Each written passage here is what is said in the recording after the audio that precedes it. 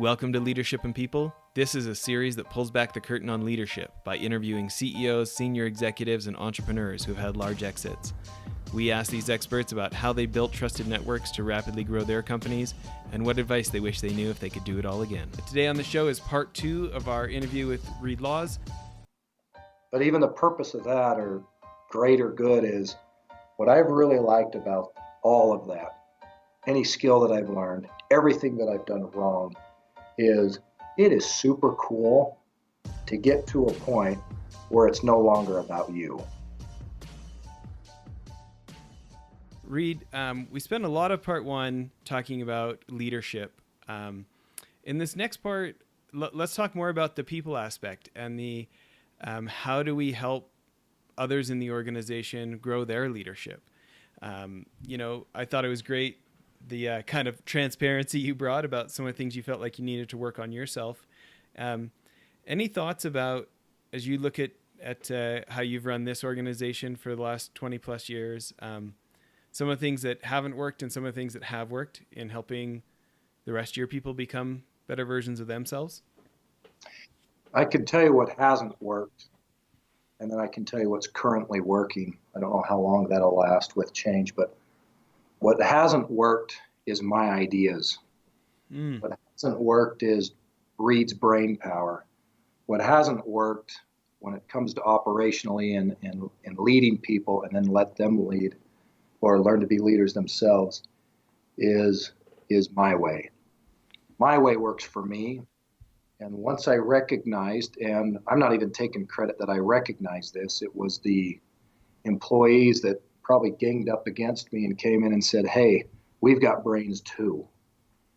And so part of being a leader and creating new leaders is you have to listen to them.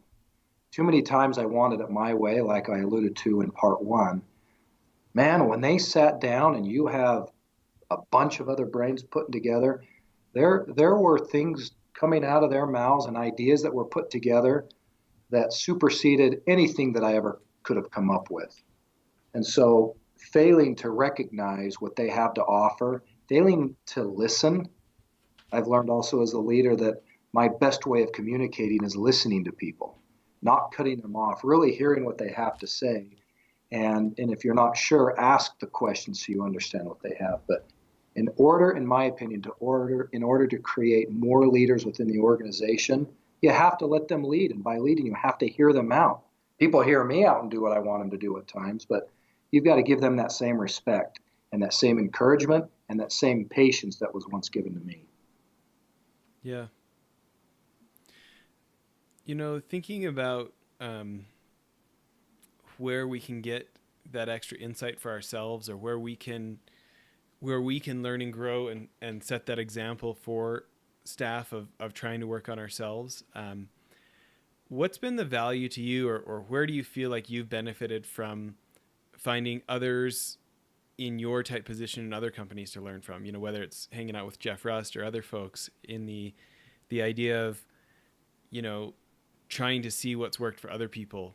How have you built a network, and what do you feel like the benefits of that have been?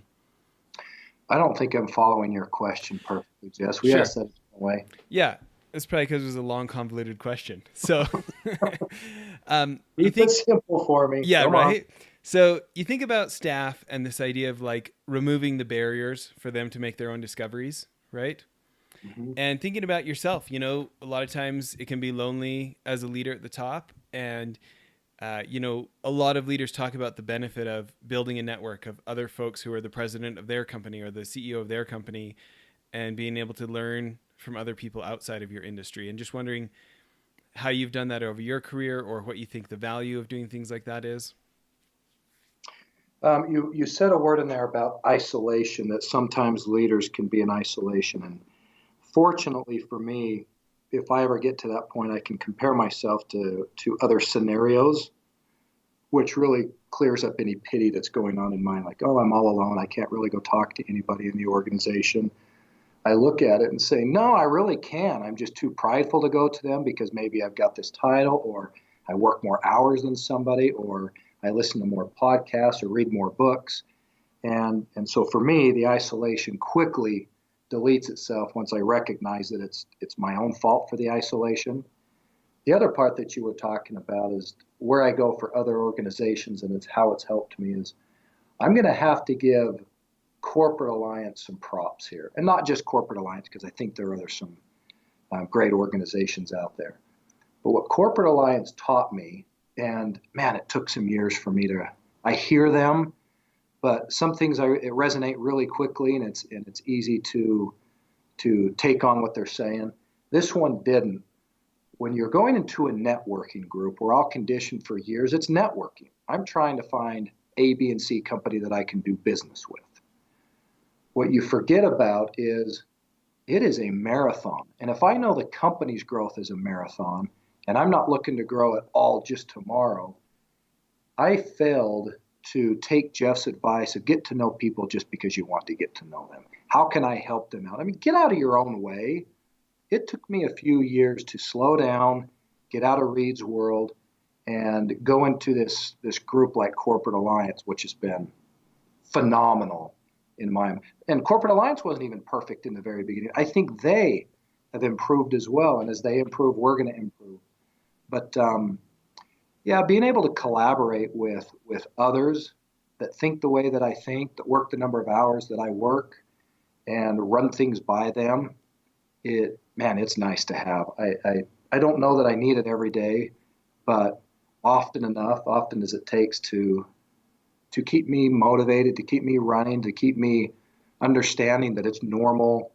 But one last comment is, fortunately for me, and maybe a God-given gift, is I just like to work. I don't have this pity of any whatsoever. And if I do, again, I get over it quickly. Is some people after work may want to golf, and I like to golf too. But hey, Reed, do you want to go mountain bike or work? I like to work. If I've got spare time, I want to work. The older I get, I realize how little I really know.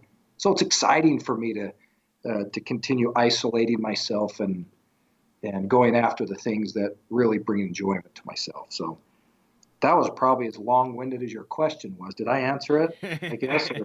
Yeah. Um, I think it's interesting what you bring up there, though, is that slowing down and getting to know them just for them is more beneficial. It's interesting how it would seem like having a focus and, being intent on what, how this time is going to be spent well for the company or whatever, right?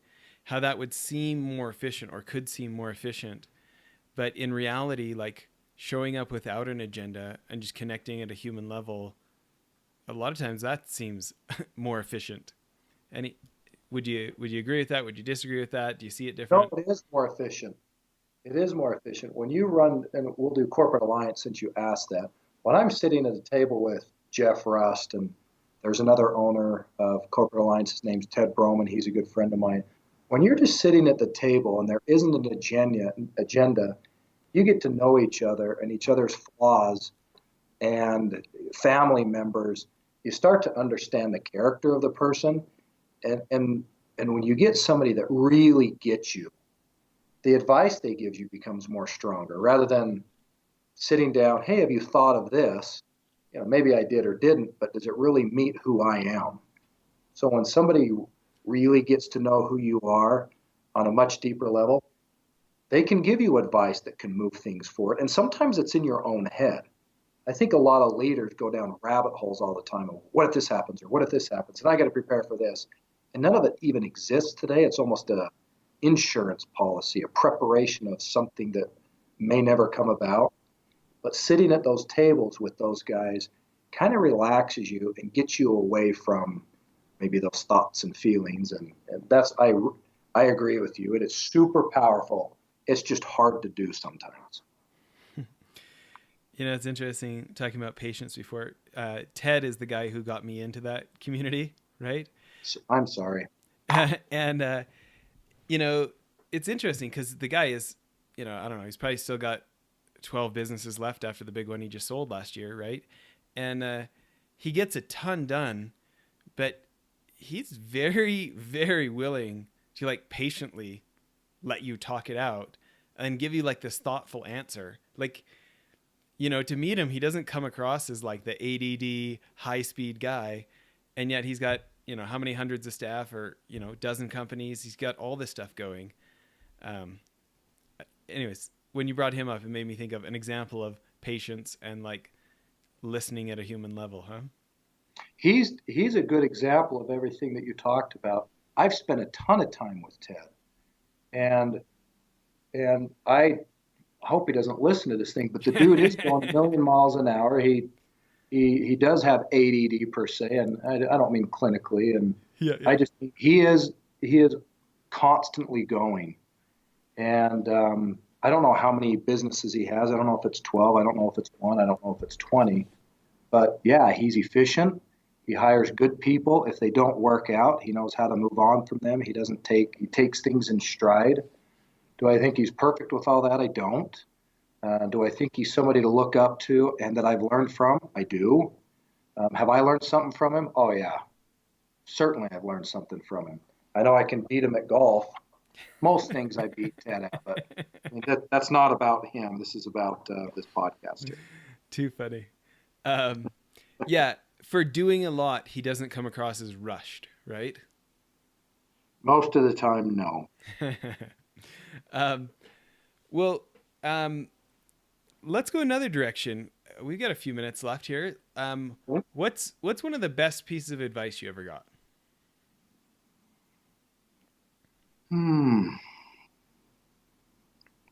Probably be proud of my accomplishments. I've always tried to hide them, be embarrassed by them, shove them in the back of the shelf.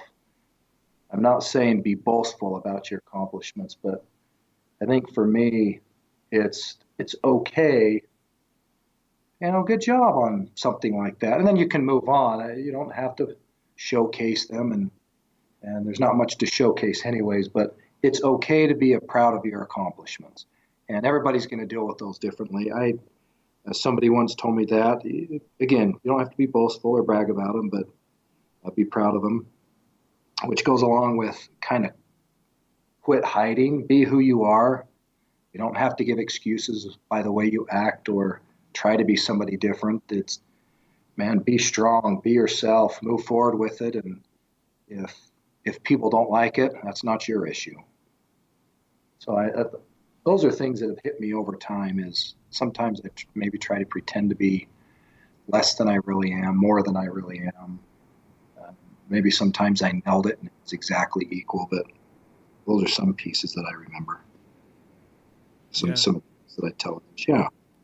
And for you, what's the benefit of that? Why do you think that spoke to you personally?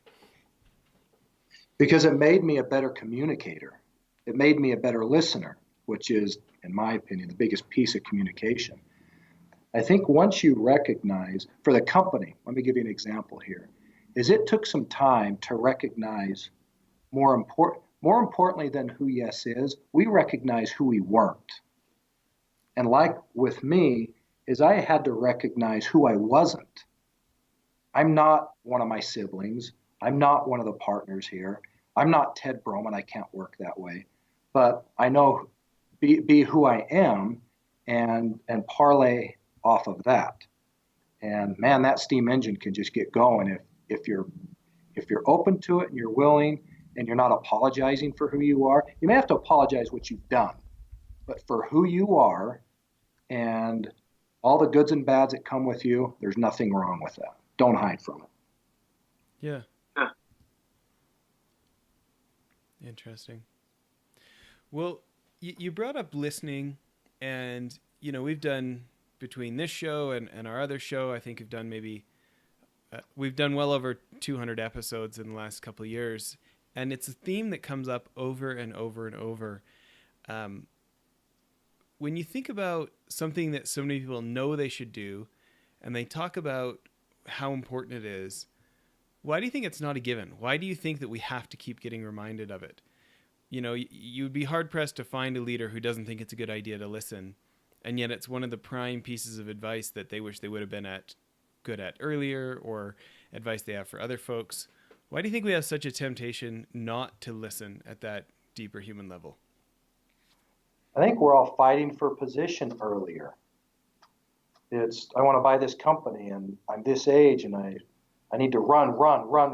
And naturally, some of us do that. Naturally, some of us like it, or the other ones are competing against it. So I think there's some kind of conditioning just growing up of you got to, maybe mine was I came from a big family and in order for somebody to hear what I had to say, I interrupt them and I'm not even listening to what they're saying because they're not listening to what I'm saying, but yet I want to be heard. It's just a revolving rat race of words, I guess. I think the way I learned it hit me one day that, man, I love listening to podcasts. I love reading books. I love listening to books. And I'll even pay some good money to go listen to a speaker that everybody knows about. And in every one of those scenarios, I'm not saying a single word. You're driving down the road listening to an 8-hour book or an investment book that you don't even understand, but yet you're listening, looking for something that resonates with you. It was at that moment that I thought, that is no different. I guess there is one difference. They're live. They're right in front of me. They're sitting down. I've got time with them. It should be more powerful than just from the speakers. So for me, I think all leaders recognize that, some earlier than later, but it is too powerful of a tool not to have is your ears and listening. So again, I don't even know if I answered I'm trying to keep up with your questions and then I forget what you asked me. Did I answer it? I'm sure of it. I'm sure you did. No, I think it is important though. You think about why, whether it's self-interest, whether it's, this impatience, this feeling of if I don't get it done, I won't be able to get it done. Right. You talk about having to compete to be heard. And it's interesting how listening first is probably the thing that most increases the chance we'll be heard rather than interrupting, huh? Yep. Yeah, exactly. I have nothing to add to that one. I agree with that. Well, listen, what haven't I asked that I should have? You've been doing this for 20 something years. What didn't I ask that you feel like would be valuable to share? Let me pause for a minute. Is that okay? Mm-hmm.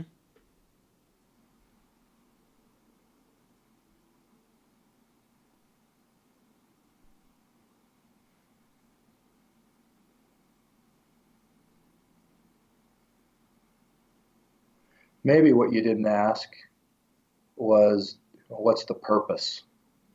Okay. And I don't know that I have an example for that, but what's the purpose of where I am today? What's the purpose of why we push and strive to be better, why we listen to books, why we become better listeners or better communicators? And again, I don't have a straight answer. What I would say that is really neat is when you get to a point where you can give back, where you've learned enough tools to satisfy yourself, at least momentarily. I don't know that I can ever sit still, and I don't know that I'm ever satisfied, because once you reach the goal, you start another one. There may be little first place prizes between your ears because you hit your goals, but then you have to move on because it becomes boring because you've already done it. But even the purpose of that, or greater good, is what I've really liked about all of that, any skill that I've learned, everything that I've done wrong, is it is super cool to get to a point where it's no longer about you. That people want you there because they want you there, that they don't need you there, that you've taught them well enough that they can move on their own, but they still want you by their side, or that you have means necessary to help people that can't do it on their own. I think many leaders love to do that as well. Maybe some of it do it to showcase it and say, look at me, look how many people I help. You know what? Who cares? They're helping people. It may not be my style of doing it, but nonetheless, I find very few leaders that don't go above and beyond themselves, their own employees, but they find something that has nothing to do with their business and find a way to help them as well. Maybe it's an organization, maybe it's water, Maybe it's just a suffering child in the it doesn't matter what it is. I think sometimes that's forgotten. We're questioned all the time on leadership and how you did it and what advice you'd give. We're rarely questioned on what else, those that are less fortunate. How do we help them, and what would be my advice to help those that can't help themselves or that don't know what I know? I think that's forgotten at times. Yeah, I couldn't agree more. I think I spent my early 20s. I'd come out of investment banking with Citigroup and then started my own private equity fund and was really busy trying to be a big deal, you know? Mm-hmm. And then once kind of in my 30s, we got this charity going called Child Rescue, combating child trafficking. In fact, Corporate Alliance is going down to Peru this summer to an aftercare facility, aftercare orphanage we helped get built. But it's funny how probably I've had a lot bigger highs helping out there than accomplishing things for myself. And I think I probably would have said something like that before, but now I actually mean it. Exactly. There's a euphoric feeling like you were just talking to. We help a charity called Amigos of Honduras. Dave Riley went and spent a few years down many, many years ago. And all he wanted to do was, hey, when the time's right, I'm taking me and some buddies back and we're helping these guys with water. Heck, they can't even go to work or school because they're fetching water. I mean, that's his passion. It has been neat the few times that I've gone down there. Every time you come back, you almost feel ashamed for what you have and what they don't. I think adding that to the leadership when you come and look at your crew back here, having that on your resume, yeah, that's what creates really strong leaders. Yeah, I love it. I think that's a great place to end. Actually, I think that's a great place to end. Okay, sounds good. Well, thanks for doing this. Yeah, thanks for inviting me, Jess. This is great.